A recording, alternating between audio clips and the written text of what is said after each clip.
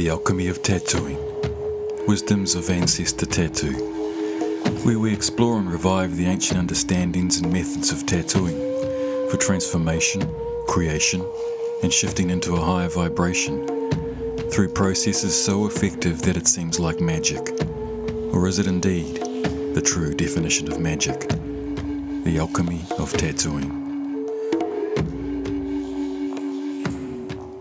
This episode we'll be looking at intuition and divination and using these as part of our work, assisting us in our intuitive tattooing and how it benefits us in our lives beyond our work. When I first started consciously working with intuition, it was a massive jump in how I worked, and it invited in the beginning of an awesome journey. Intuition was a sense I had been aware of and listened to for a long time in my life before I started purposely applying it to my work. Here and there I was allowing intuition to guide my work, but for the most part I was letting my mind do the work in creating and designing tattoo pieces for my clients. I just felt it wasn't working for me anymore. I felt like there was a constant struggle going on. I felt like I was swimming against the current when designing tattoos for people.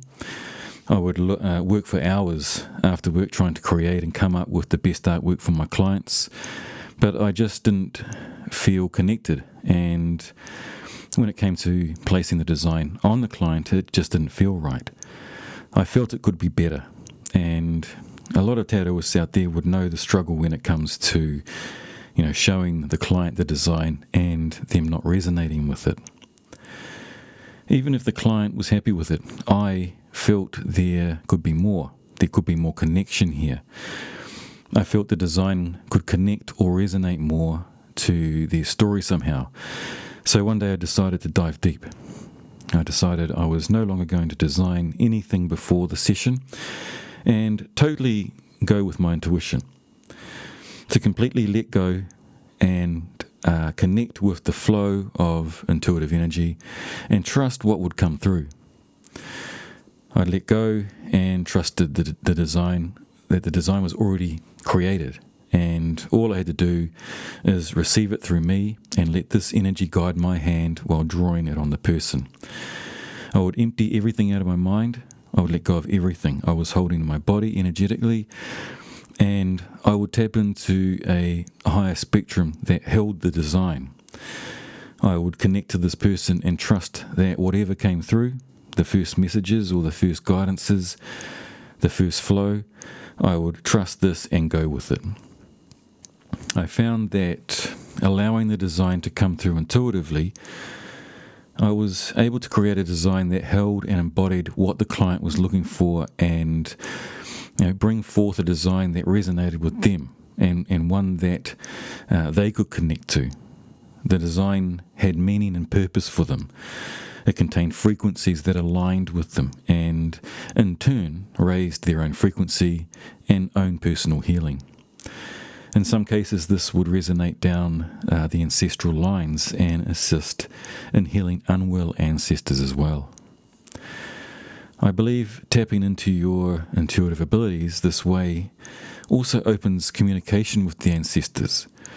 It helps you hear them. It's a pathway and a system that allows information to come through from the ancestors who are playing a part in assisting this person's life now. I've seen many times through doing this and putting certain things and meanings and representations into the design, information I have received intuitively, that when I explain or relay the meaning or purpose of the design to the client, they're amazed at the accuracy of information. This information I could not have known myself and can only have been received from the ancestors or guides or the universe through the intuitive channel. Over time, I developed this ability to actually see the lines as vibrations on the skin. With lots of practice and lots of dedication, I saw this ability develop. Practicing exercises I'd come up with, this kind of enhanced the ability and developed it. So now there was a combination of just knowing what the client needed energetically and creating their story or patterns required to express and symbolize what their tattoo needed to contain for them, and an actual phenomenon developing that assisted me by giving me visual guidelines. I mentioned before in an earlier podcast that from a young age I could see the vibration around the lines of a pattern or a drawing. Well, what was happening here was I was seeing those vibrations before the lines were there, because the design exists right before its physical creation. There is a manifesting energy present just before the physical creation, and this manifesting energy is the true form. The pure and correct movement of manifesting form is present, and this is the guidance. Now, we don't all need to be able to see this kind of vibration, and we can just trust in the guidance we feel intuitively when creating a design. But I believe that with practice and exercises, anyone can develop this ability or technique or technology. We all hold advanced technology within us, and it's a matter of tapping into these abilities and developing them as skills. It's like when we see cymatics at work. And cymatics is when we see the shape of sound. We can see this demonstrated when sand is sprinkled over a sheet of steel. And when a note is played through the sheet of steel, it causes a vibration that shakes the sand into geometric shape. That shape is that note. It's the visual representation of that sound. They do an even better demonstration with this using a bowl of water and playing a note through the bowl, which causes ripples on the surface of the water, and with a light shining on it we can see a very detailed geometric shape form. And as the note is changed to another note, the ripples shift into the new shape of that note. Now, when you see these geometric shapes, they look like detailed mandalas. And we can see that forms like mandalas were used for sound healing by the ancients. We also see in the great churches and cathedrals the huge circular windows and structures on the front of the buildings. These are the same shapes as we see in the cymatic demonstrations. These shapes are the shape of sound. That shape is the visual representation of that note. So that shape resonates with the sound or that note, and therefore holds the same frequency. That shape emits the same frequency as that note. These huge cathedrals and churches, I believe, were places of sound healing. People would go there to receive sound healing, along with the huge organ pipes and the cymatic constructions of the building. When you're inside that building, you are receiving healing. I think this knowledge has been lost over time or hidden for some reason. So, in a way, the same thing is happening when we train ourselves to intuitively be guided in creating a design. It's like we're tapping into the notes required, the frequency or energetic vibration. And through practice, we can learn to see the vibration, whether visually or in the mind's eye, or just rolling with an energetic flow. Just like we see the sound pattern formed on the surface of the water. Now, look into star forts as well. There are thousands of what are called star forts all around the world. These huge star-shaped structures made of stone that look like forts, or they have been called forts, but it's turning out that that's not what they really are. These structures are based on the cymatic shapes of sound. They are exactly the same as the geometric patterns created in the cymatic demonstrations, which means these structures were built in the shape of a note. Now, these star forts are always found built on energy spots or earth chakra points. So the frequency or note coming from these spots or centres has been used to create the shape of that building. The star fort is a physical representation of the sound coming from the earth in that spot. So what I think about here is, how did they find the shape? How did they detect the shape the shape of the sound coming from that spot? Now, a certain form of dowsing can be used to find the lines of energy, or could they just feel it? Could they see it? Could they see the vibration of sound and therefore know how to build the shape of the star fort? When you think about using tools like dowsing, these are just tools used as an external extension for the detection of energy and frequency. Our bodies are the true dowsing tool. The ancients knew how to use this, and so can we. So intuition is said to be a connection to the divine, the spiritual. Does spiritual awakening and the blossoming of intuition go hand in hand? When people ask, when did you start waking up, or when did you have your spiritual awakening? I know as a child these pathways were wide open and I received all kinds of visions and understandings. But the institutions of schooling and TV and societal belief systems kind of shut down those pathways, and those rivers and streams dried up or became constricted. I think back to a time where things started happening again in my early 20s, and remember that this was a time when I also began trusting my intuition. Listening and taking notice of the messages and downloads, the signs and the coincidences. I didn't just pass them off. I didn't just ignore the little nudges in certain directions, and I began taking notice of the information I was receiving and taking the path shown. I stopped questioning the sometimes illogical and seemingly random non-related instructions and nudges, the ideas and directions. I began just trusting in it and going with the flow. Certainly every time I followed a path that seemed totally random and unrelated, it would always end up unfolding something that was indeed incredibly important or poignant or necessary. Sometimes I would follow my intuition and find that it still seemed unrelated to anything, or totally out of place and had no relevance to anything happening in my life at the time. But later down the track, it had become absolutely relevant, and without the knowledge of what I had seen or learnt or experienced, then this moment down the track would have been missed or not understood. Or if you do recognise it and say to yourself, well, if I had only listened to myself and done that, then this would be falling into place now.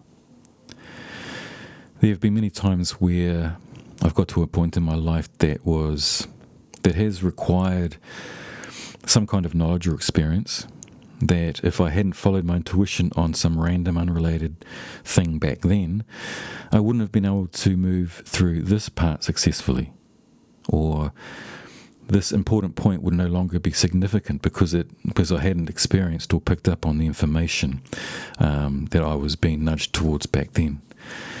And so, we can sometimes miss or bypass important and significant things that are meant to be on our path because we ignored a part of that path back then. The thing that happens then is the universe or your intuition will find another way, or keep finding ways to nudge you until you get it. But we don't want this to take all our lives. We don't want this. We don't want to take the long route. We want the quickest unfolding to occur so that we may reach our purpose and have plenty of time to action it and live it and be that purpose. We should be aware that our intuitive messages aren't always linear, and that they are going to come in what may seem random orders, but in the bigger scheme of things, it's all in the correct flow. Sometimes you may need to have experienced something that seems random at the time so that you can make it through a situation in the future. Listen to everything. Take notice of all the messages. Don't pick and choose. Trust in this. It's our first sense. And when we start taking it seriously and follow our intuition, we begin waking up. We begin seeing through the cracks in the matrix, and we can see true meaning and potential. We get to wake up and live. Spiritual awakening, intuitive awakening, is it the same? We are accessing our field of spirit, our realm of divine consciousness.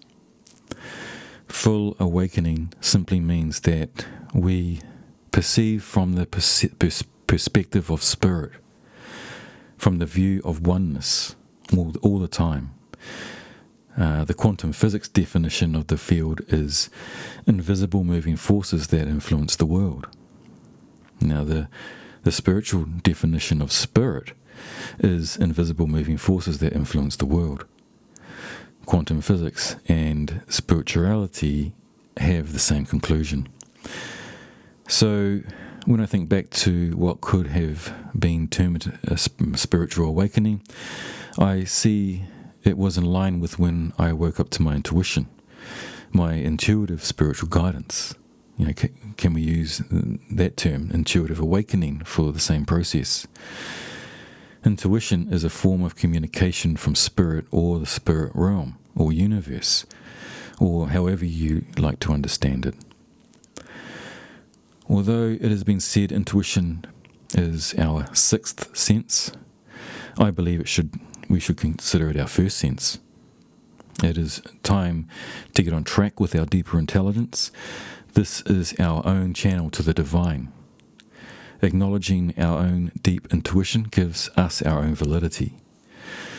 The root of the term intuition stems from the Latin word intuere, which can be just translated as looking or regarding or knowing from within.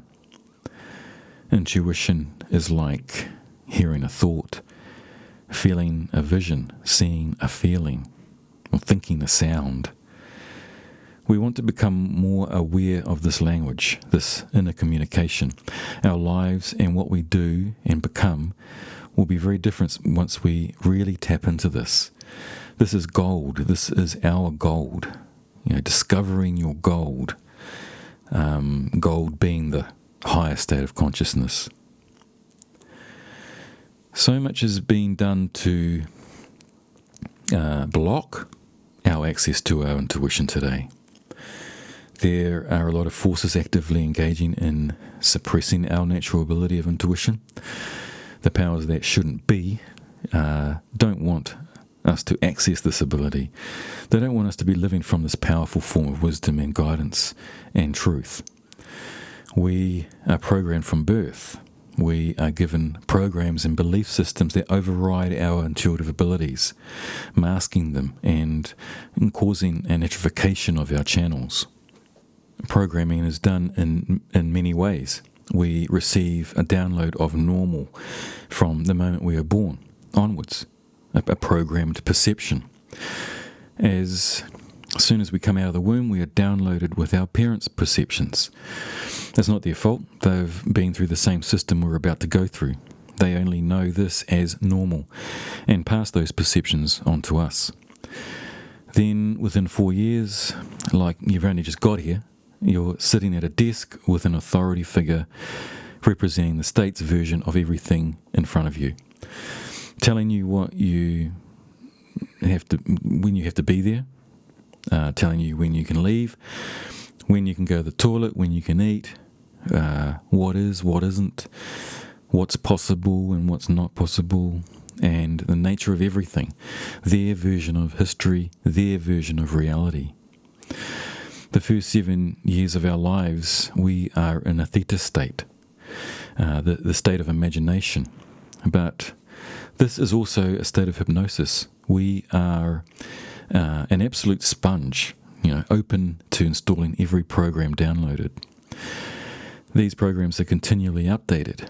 It's an operating system. an OS, human OS normal version 1.0. Just like our phones and computers, we are updated by the programmers. We are downloaded with updated operating systems that include new versions of programming and new fixes for glitches occurring in the previous version. To them, the glitch is something that is not in line with or working with the program. So they install an update to abolish or correct the glitch. When we are waking up or starting to realize and use and develop our perception, we are causing a glitch in their program, and they don't like this. That is why we're continually bombarded with new perception programs. In the meantime, we are being distracted by images and fear, screens, and all kinds of other things, while at the same time installing the new software. As more of us wake up, and this is happening now at an even quicker and massive rate than ever, the more frequent and aggressive the programming gets. The paradox for them is that in their panic to maintain control of the operating system, the more obvious and desperate their programming gets, the more obvious it becomes to the general population, the more the general population begins to question it. And as a consequence, they begin seeing through the cracks and waking up. So it's this perpetual chase of squashing the wake-up. The glitches are the moments when we see through our programming and out into the realm of universal options and possibilities. Infinite awareness. This is what we want to take more notice of. It's like peeking through a crack in the matrix. There it really is. Glitches are our intuition activating and seeing the truth and what really is. Perception is everything. What we're being shown and taught and exposed to is their version of perception they want you to have. Perception dictates what you believe, what you don't believe, what you challenge, what you won't challenge, what you will accept and what you won't accept. Once they've got your perception, they've got you, and they've got your life. This is why they want to control the information we receive and to marginalize alternative ways of looking at the world, because perceptions come from information received. A large percent of the time we are living our lives from those programs in the subconscious. Only a small percent of our lives are we using our conscious or our creative consciousness. What we really want to do here is grow our use of consciousness through the access intuition gives us. We want to make the cracks in the matrix bigger through the activation and exercising of our intuition, taking notice of our intuition and trusting it, actually making it the main sense we take notice of and trust. This should be considered our first sense, not our sixth sense. But it should be our first sense, above our sight, hearing, tasting, touch, everything. So we need to be conscious of our own mind and take ownership of that. If we don't control our mind, someone else will. There is an internal and an external way of controlling our perception. There are external sources that are manipulating our perception. If we remain reactive to the external, then our perceptions are manipulated. When we remain active or proactive to our internal, then our perceptions are based on universal truths, and the guise of the external manipulations become transparent, and we see through the matrix. Intuition is our compass for true perception. I sat and listened to a man who holds immense knowledge, Josh Reed, a true wisdom keeper, I'd say. And he has a deep understanding of esoteric knowledge. And I'm going to repeat a lot of what he shared here because I think he explains it really well. What we want to do is live more in the realm of creation or causation. This is where things begin to happen. This is where we are in control of creating our reality. The mind works through a process, or reality works through a process. Your belief system is the basic function of your whole reality. But that doesn't always mean your belief system is always true. It just means that it's yours. And it's something that you have learned or adapted to, or you've been given through authority or education or whatever environment you have conceptualized. This is how your belief system is built, and it reaffirms, and it's reaffirmed by actions in reality, which are results or consequences. So your belief system creates habits and behaviors. These habits and behaviors interact and bring about thought structures. These thoughts bring about rituals and routines, which bring about actions. These actions go out into reality and start interacting with reality. Your actions are also called influences, which means you are really influencing reality in one direction or another. Those influences spread out through the entirety of the universe and bring about consequences or results. That's the only two things you're going to get: consequences or results. Consequences which are undesirable, and results which is the good stuff. And then those things come back around, loop back around, and they reaffirm your belief system. When we know this process, we can become magicians and understand how reality is created. It's those rituals, routines, and actions. And we have to consciously do that. We have to have the will to do it and the discipline to do it.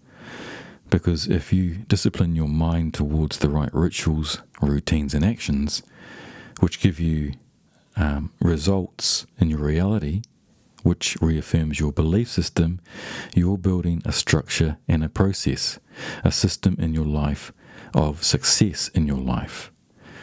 That is only going to be progressive in your nature of evolution. So, if you don't have discipline, that means that the reaffirming of your belief system is being restructured by consequences and undesirable results. And that's degrading over time. That's why you go up, then come crashing down. Repetitive patterns of this. You do the work and your life goes up and cool. Everything is working out for me.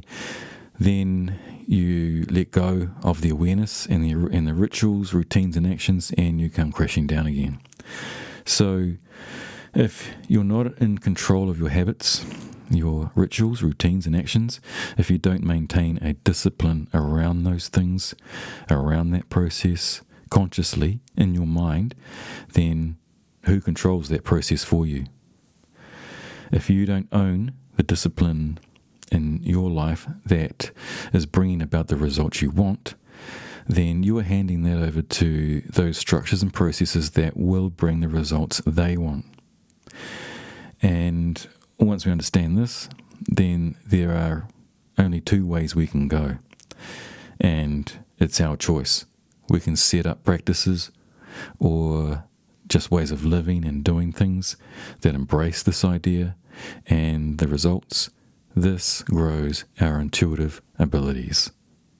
This brings about two very important words here.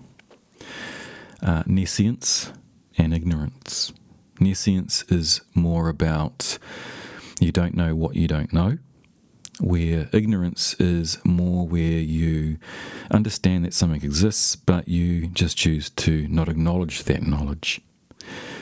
Now, when we are tuning into our intuition and we are actively trusting it and seeing it as guidance for the correct pathway for us to take and information for the best decisions for us to make, and to see through the smoke screens that are fake, then we open ourselves up to deeper perspectives from within and from our higher selves and from spirit or the universe. We see beyond the matrix. When we do this, it causes an evolution in our consciousness, and we can only grow and evolve further. We can only grow and evolve further our consciousness. If we think about the aha moments or epiphany moments, these are defined as learning something that you did not know you did not know. That is the true definition of growth and evolution. If you continually go through life only learning things that you already knew, going over the same information over and over again, looking for something different, there's no growth, there's no evolution. And this is what's happening when we are looking for proof or evidence, which is what we do when we aren't trusting our intuition. It's only when you learn something you did not know you did not know, you change your paradigm. There is a whole relationship between your paradigm and your mindset. When that shifts, you start learning things that you did not know you did not know. You have an epiphany. You have an aha. This is the true relevance of growth. This is your intuition in growth. So, in the spiritual journey, when you are learning that you did not know, something that you did not know you did not know, that makes you closer to yourself, because you can only know other things as well as you know yourself. If I only know myself a little bit, and we have all these things, the characteristics, the attributes, my likes, my wants, my hates, my desires, all these things, we put these on a scale of that's how well you know yourself. Then when you interact with someone else and they have these hates and these likes and these attributes and these characteristics, you can only gauge that from your personal sensation about how well you know yourself. So if you don't know your character very well, you're not going to know that person's character very well, because you haven't weighed it within yourself very well. So you can only know that person as well as you know yourself. That's why some people can know you better than you know yourself, because they know themselves very well. So to know yourself better, you need more information. You need aha moments and epiphanies. You need to know what you don't know. That's the only way that you evolve internally in knowing yourself. And if you internally know yourself very well, in turn you can know other people a lot better.